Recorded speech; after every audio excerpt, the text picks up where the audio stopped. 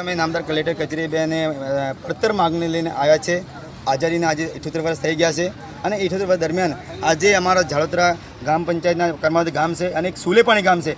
બંને ગામની અંદર આઝાદીના વર્ષો પહેલાં બાપદાદા વખતથી રહેતા આવ્યા છે।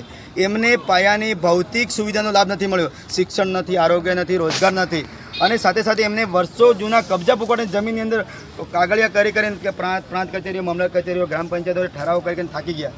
કમિશનર સુધી જાતે હાઈકોર્ટમાં પણ પિટિશન દાખલ કરી પણ એમને ન્યાય નથી મળ્યો અને એ પડતર માગણીને લઈને આજે નામદાર કલેક્ટરશ્રીને અમે આવેદનપત્ર આપવાના છીએ અને અમારી માગણી જો સમય મર્યાદામાં પૂરી કરવામાં ના આવે તો અમે હવે છેલ્લા કંટાળી ગયા છીએ, ગળા સુધી આવેલા છે। અમારો આખું પરિવાર આજે 2 ટાઈમ ખાવા માટે વલખા માર્યો છે અને અમારી સરકાર જોડે જમીન નથી જોઈ, જમીન તો અમારી જોડે છે જ।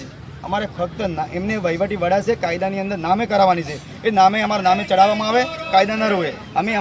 અમે સરકાર જોડે ભીખ નથી માગતા, અમારા જોડે ઓલરેડી પહેલથી જ કબજો છે, એ કબજો અમારા નામે કરવામાં આવે અને અમને સરકારના યોજના તમામ પ્રકારનો લાભ આપવામાં આવે।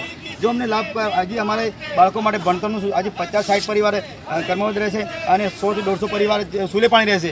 એ પરિવારનું ભણતરનો પ્રશ્ન છે, આરોગ્યનો પ્રશ્ન છે, રોજગારનો પ્રશ્ન છે। તો પછી આટલો પાયાનો વૈદ્યક સુવિધા ન હોય તો પછી બીજી સરકાર અમને કઈ રીતે લાભ આપી શકે?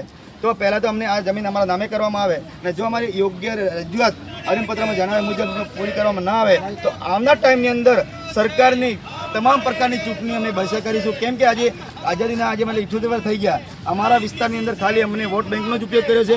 અમારા વિસ્તારમાં અમારા પ્રતિનિધિઓ અમને કહે કે ભાઈ અમને વોટ આપો, અમે હલકે તમારું કામ કરી આપીશું। તો આટલા વર્ષો થઈ ગયા, હજી કોઈ પણ નેતાએ અમારે કામ નથી કર્યું, નહીં સરકાર અમારા પડતો, તો અમારે જાવ તો ક્યાં જાવ? આગળ ખાડો સરકારનો છે, પાછળ નેતાનો ખાડો છે, અમે વચ્ચે ખાઈમાં પડેલા છે। આ ખાઈમાંથી બહાર કાઢશે કોણ? તો અમે સરકારની ચેતવણી કરીએ છીએ આપણા માધ્યમથી અમારી રજૂઆત સરકાર સુધી પહોંચે, માન્ય મુખ્યમંત્રી સુધી પહોંચે, વડાપ્રધાન સુધી પહોંચે।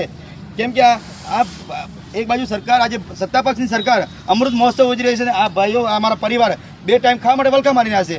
તો અમારા વિસ્તારની અંદર સરકાર માગણી પૂરી ન કરે તો અમારા વિસ્તારમાં સરકાર અધિકારી આવવાનું બંધ કરે, અમારે ત્યાં અમને શાંતિથી રહેવા દે, શાંતિથી જીવવા દે।